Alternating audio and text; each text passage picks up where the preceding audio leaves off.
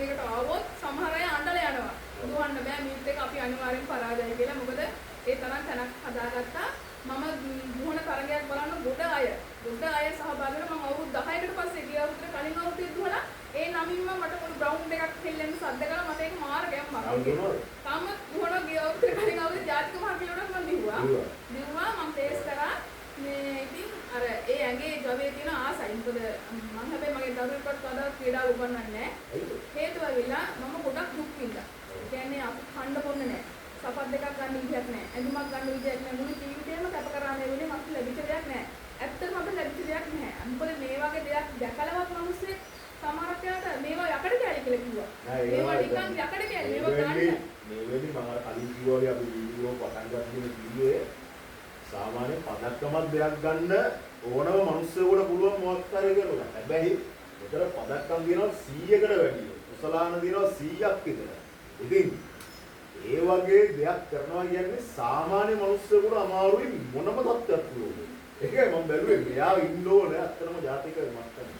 ජාතික මට්ටමේ මම දිනලා තියෙනවා. ඉතින් ඊට පස්සේ ඒ හීනේ බොඳ වුණා. ඒ කියන්නේ ඒ අත්‍තරම සල්ලිකාර පවුලක් නිසා තමයි ඒ හීනේ බොඳ වුණේ. ඊට පස්සේ මම විවිධ හමුදාව සේවය කළා. ඒත් මම ගියේ මුදලට නෙමෙයි මගේ දක්ෂතාවය තව තවත් මේ වැඩි දියුණු කරගන්න. ඉතින් මේ අවස්ථාවක් නැතුණු ඊට මම නීත්‍යානුකූලව වයින් වුණා. මගේ සැමියා විදුහම්දාවේ එයා රග දැන්ට පෝස්ට් කෙනෙක් විදිහට එයා කටයුතු කරනවා. ඉතින් මම හිතනවා මගේ දරුවන්ට මගේ දුක දරා ගන්න බෑ. මොකද මෙහෙම ඒක මාර හිතට හරි අමාරුයි. ඒ කියන්නේ දක්ෂතාවයේ පෙනි මිනිස්සු කොච්චර නිවේදනය කරනවද උඹට මොනවද කියන්නේ මේ වර කරන එකද එහෙම ඕනේ අපි දුක් විඳා.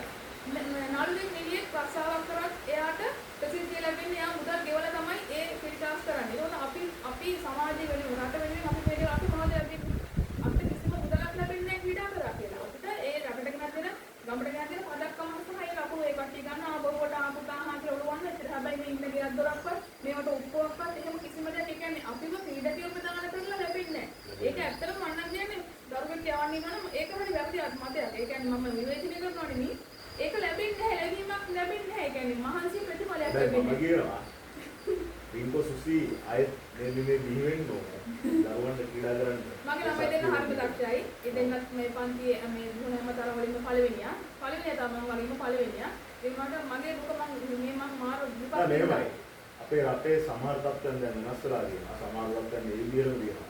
අපි බලමු අනාගතයේදී සුදුසුකාට සුදුසුකම් ලැබෙයි කියලා. යාළුවා කැමති දේක් තෝරගන්න. හැබැයි එහෙමයි. යාළුවට යන්න දෙන්න. ඒ උදව් දෙන්න. ඒ කෝච් එක මම ඉස්කෝලේ වල ඉගෙනුවා. දැනටත් මම මේ අපේ මේ දරුවන් ඉස්කෝලේ මම ක්‍රීඩා ගුරු විදිහට මම අවශ්‍ය වෙලාවට මම ඒගොල්ලෝට ගිහින් මුළුමනින් කටයුතු කරනවා.